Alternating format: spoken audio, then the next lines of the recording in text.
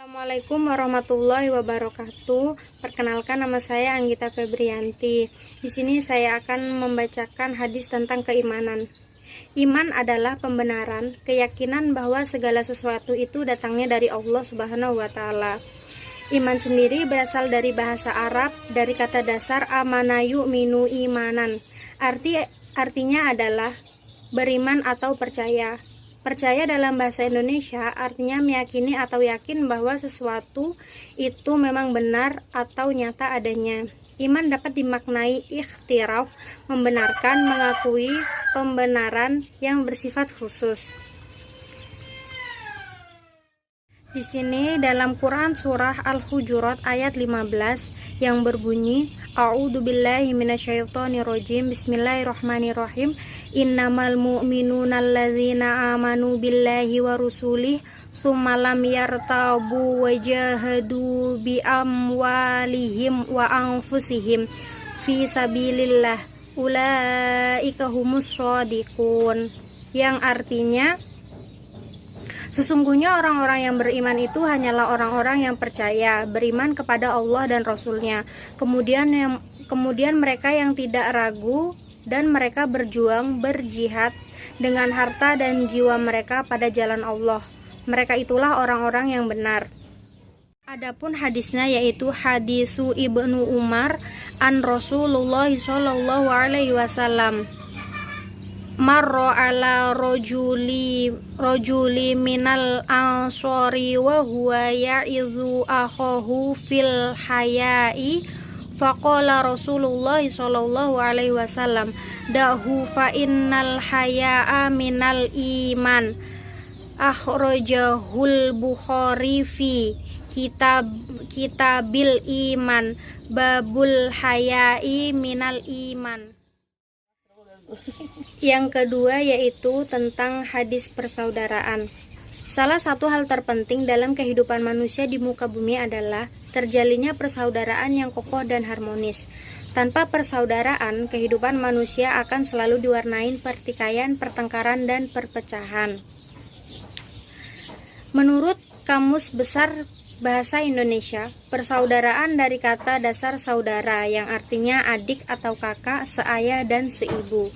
Sedangkan arti persaudaraan adalah persahabatan yang sangat karib seperti layaknya saudara atau pertalian persahabatan yang serupa dengan pertalian saudara. Dengan hadis Hadatsana Yahya bin Bukairin Hadatsana Laitsu an Uqaila abni Syihab bin Anna Saliman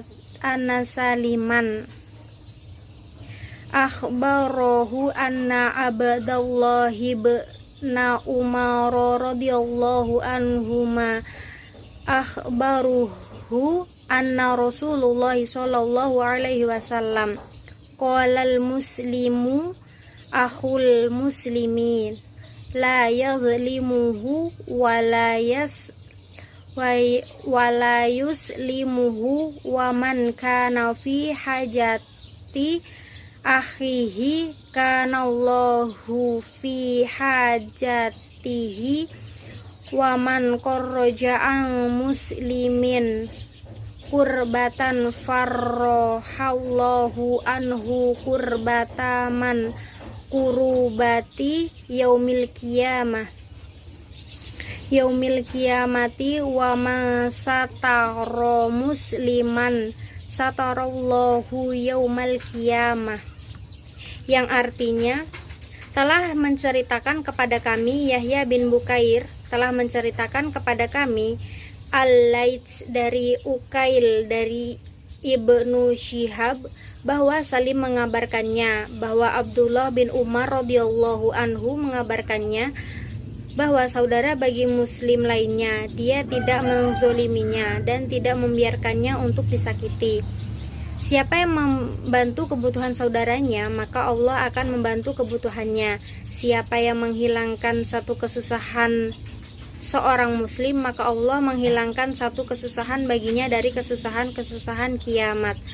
Dan siapa yang menutupi aib seorang muslim, maka Allah akan menutup aibnya pada hari kiamat. Hadis riwayat Bukhari. Hadis yang keempat tentang ikhlas. An Amirul Mu'minuna Abi Hafdin Umar bin Khattabi radhiyallahu anhu qala Sami'tu Rasulullah sallallahu alaihi wasallam yaqulu innamal a'malu binniyati wa innamal likulli amri ma nawa faman kanat hijratuhu ilallahi wa rusulihi fa hijratuhu ilallahi wa rusulihi wa man kanat hijratuhu lidunya yusibuha au amroati yang kihuha fahijratuhu ila ma hajaro ilaih.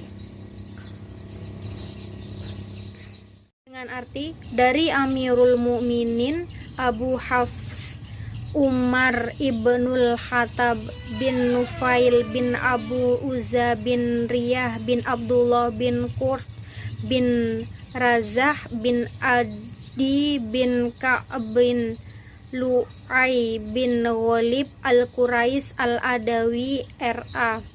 Ia berkata, aku mendengar Rasulullah Shallallahu Alaihi Wasallam bersabda, semua amal perbuatan itu dengan disertai niat-niatnya, dan sesungguhnya bagi setiap orang itu apa yang telah menjadi niatnya, maka barang siapa yang hijrahnya itu kepada Allah dan Rasulnya, maka hijrahnya itu pun kepada Allah dan Rasulnya. Dan barang siapa yang hijrah itu untuk harta dunia yang hendak diperolehnya, atau untuk seorang wanita yang hendak dikawininya, maka hijrahnya pun kepada sesuatu yang dimaksud dalam hijrahnya itu. Muttafaqun alaih, diriwayatkan oleh dua imam muhaddits, yaitu Abu Abdillah Muhammad bin Ismail bin Ibrahim ibnul Mughirah bin Barzidbah al-Ju'fi al-Bukhari al-Abul Husain Muslim bin Hajjaj bin Muslim al-Kusyairi An-Naisi Buri dalam kitab masing-masing yang merupakan kitab hadis paling sahih. Hadis yang kelima tentang sifat terpuji, dengan hadis An Abi Umamah Bahili radhiyallahu anhu qala Rasulullah sallallahu alaihi wasallam anna zaimun babaiti fi robdil jannati liman tarokal miroi wa in kana muhaqqa wa babaita fi wasatil jannati liman tarokal kadhibi wa in kana mazaha wa babaiti fi alil jannati liman hasuni khalqah. Rawahu Abu Dawud bi isnadi sahih.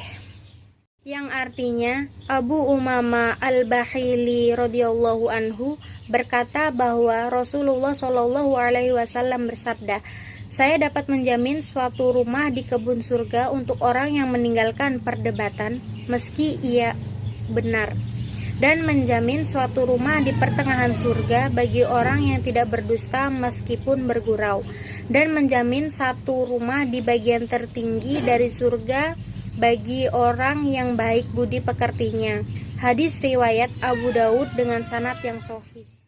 Adapun yang keenam, hadis tentang tingkah laku tercela, dengan hadisu Ibnu Hurairah radhiyallahu an Rasulullah sallallahu alaihi wasallam qala iyyakum wa dhanna fa inna dhanna akadzabul hadis wala taksasu wala tahossasu wala tanajasu wala tahasadu wala tabagodu wala tazabaru wa kaunu ibadallahi ikhwana, yang artinya hadis Abu Hurairah radhiyallahu anhu, sesungguhnya Rasulullah shallallahu alaihi wasallam bersabda, berhati-hatilah kalian dari buruk sangka, sesungguhnya buruk sangka adalah sedusta-dustanya cerita atau berita.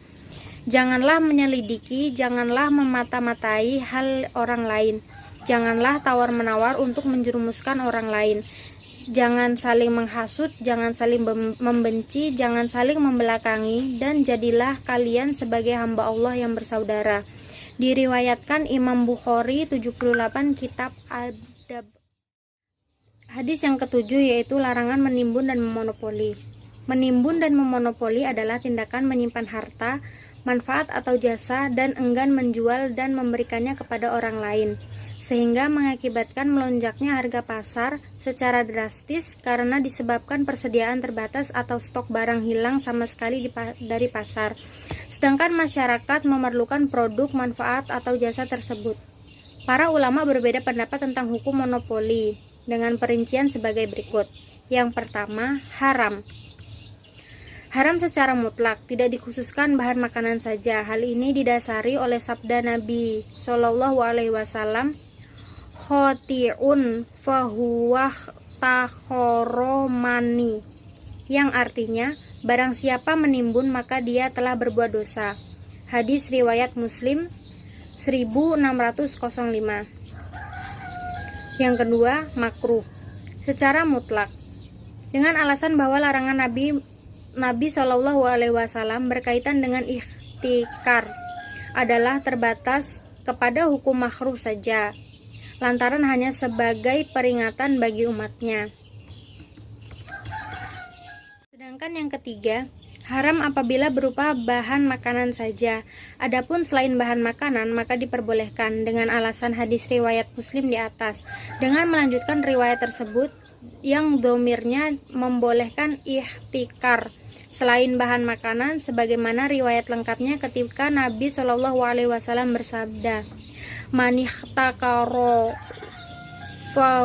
fahuwa fadi'un fakilalisatidin fa inna katak takiru kola sa'idun inna ma'marol ladzi kana yukazisu hadal haditha kana yaktakir, yang artinya barang siapa menimbun maka dia telah berbuat dosa. Lalu Sa'id ditanya, kenapa engkau lakukan ihtikar? Sa'id menjawab, sesungguhnya Ma'mar yang meriwayatkan hadis ini telah melakukan ihtikar. Hadis riwayat Muslim 1605.